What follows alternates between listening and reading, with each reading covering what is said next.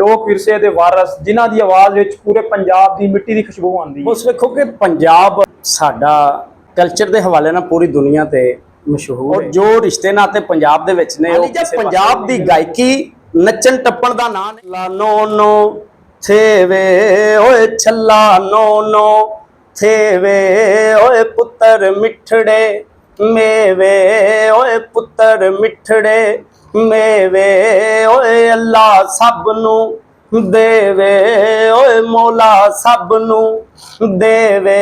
ਓ ਗੱਲ ਸੁਣ ਚੱਲਿਆ ਕਾਵਾਂ ਓਏ ਮਾਵਾਂ ਠੰਡੀਆਂ ਛਾਵਾਂ।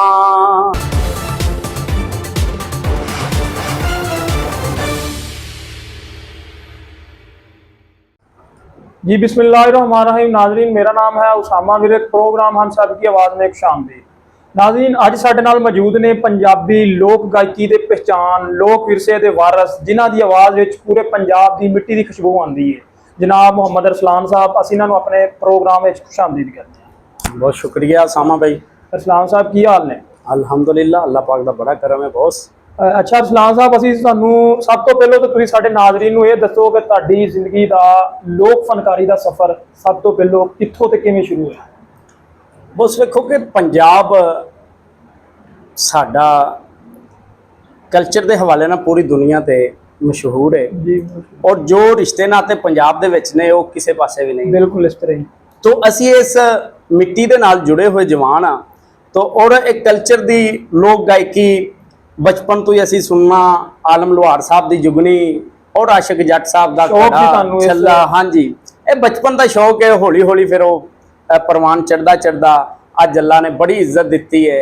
हर पासे जिधर जाने रब ने बड़ा नवाजिया है। अच्छा अरसलान साहब, पंजाबी लोक गीतां नूं तुसीं किंज महसूस करदे हो ते ये लोकां नूं दिलां विच जिंदा रखण वास्ते किन्ने कारनामे ने? बॉस, कोई भी कौम है ना, ओदा विरसा ओदी पहचान होंदी है।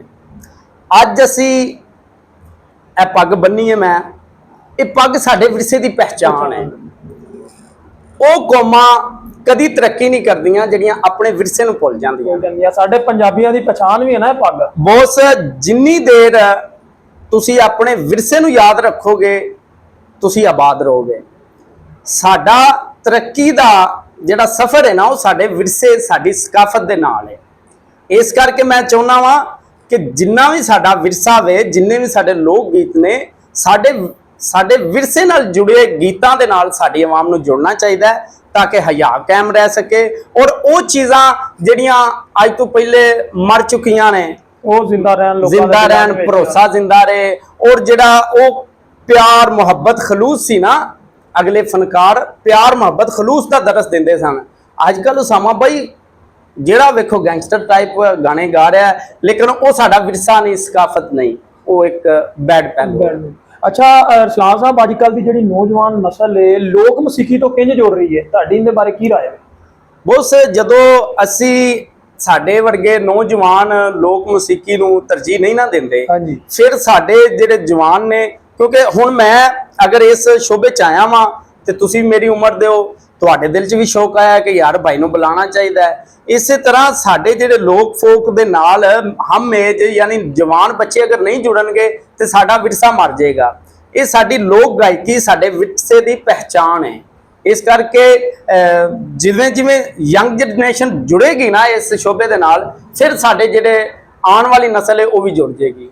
अरसलान साहब, कोई ऐसा जिंदगी का यादगार लम्हा जो तुहाडी फनकारी की जिंदगी में कोई खास मकाम रखता हो, जिथे तुहानूं नज़र आया हो कि यह मकाम बड़ा खास है, या इत्थे आके मैनूं मुहब्बत ज़्यादा मिली है, या लोक गीत जिहड़े ने मैनूं इहदे च गाण दा मज़ा ज़्यादा आया?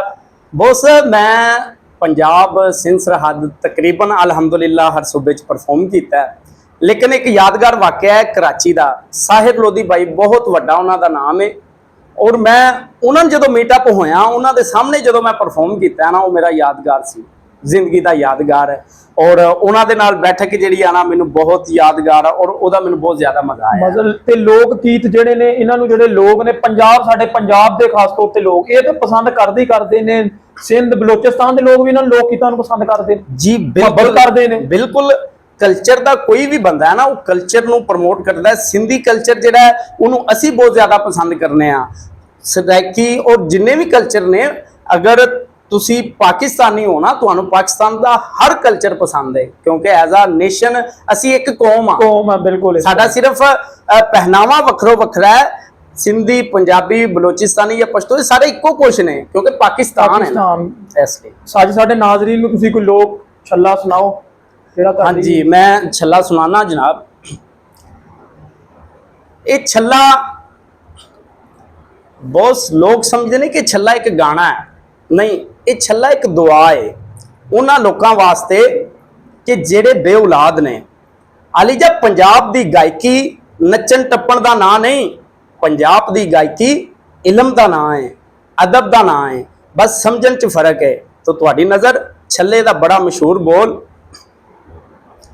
ਛੱਲਾ ਨੋ ਨੋ ਥੇਵੇ ਓਏ ਛੱਲਾ ਨੋ ਨੋ ਥੇਵੇ ਓਏ ਪੁੱਤਰ ਮਿੱਠੜੇ ਮੇਵੇ ਓਏ ਪੁੱਤਰ ਮਿੱਠੜੇ ਮੇਵੇ ਓਏ ਅੱਲਾ ਸਭ ਨੂੰ ਦੇਵੇ ਓਏ ਮੌਲਾ ਸਭ ਨੂੰ ਦੇਵੇ। ਓ ਗੱਲ ਸੁਣ ਚੱਲਿਆ ਕਾਵਾਂ ਓਏ ਮਾਵਾਂ ਠੰਡੀਆਂ ਛਾਵਾਂ, ਐਲੀ ਐਲੀ ਕਈ ਜਾ ਨਾਮ ਅੱਲਾ ਦਾ ਲਈ ਜਾ। ਅਰਸਲਾਨ ਸਾਹਿਬ, ਤੁਹਾਡਾ ਦਿਲੋਂ ਸ਼ੁਕਰੀਆ। ਤੁਸੀਂ ਸਾਡੇ ਨਾਜ਼ਰੀਨ ਨੂੰ ਲੋਕ ਛੱਲਾ ਸੁਣਾਇਆ। ਤੁਹਾਡੀ ਆਵਾਜ਼ ਦੇ ਵਿੱਚ ਵਾਕਈ ਜਾਦੂ ਹੈ। ਸਾਡੀ ਪੰਜਾਬ ਦੀ ਮਿੱਟੀ ਦੀ ਖੁਸ਼ਬੂ ਤੁਹਾਡੇ ਲੋਕ ਗੀਤਾਂ ਵਿੱਚੋਂ ਆਉਂਦੀ ਹੈ। ਜੀ ਨਾਜ਼ਰੀਨ, ਇਹ ਸੀ ਅੱਜ ਸਾਡੇ ਨਾਲ ਮੁਹੰਮਦ ਅਰਸਲਾਨ, ਜੋ ਕਿ ਪੰਜਾਬ ਦੇ ਲੋਕ ਫਨਕਾਰ ਨੇ, ਜ਼ਿਲ੍ਹਾ ਨਨਕਾਣਾ ਸਾਹਿਬ ਦੀ ਪਛਾਣ ਨੇ। ਇਸੇ ਦੇ ਨਾਲ ਹੀ ਆਪਣੇ ਮੇਜ਼ਬਾਨ ਉਸਾਮਾ ਵਿਰਕ ਨੂੰ ਇਜਾਜ਼ਤ ਦਿਓ। ਮੁਲਾਕਾਤ ਹੋਏਗੀ ਅਗਲੇ ਸ਼ੋਅ ਵਿੱਚ। ਅੱਲਾਹ ਹਾਫਿਜ਼।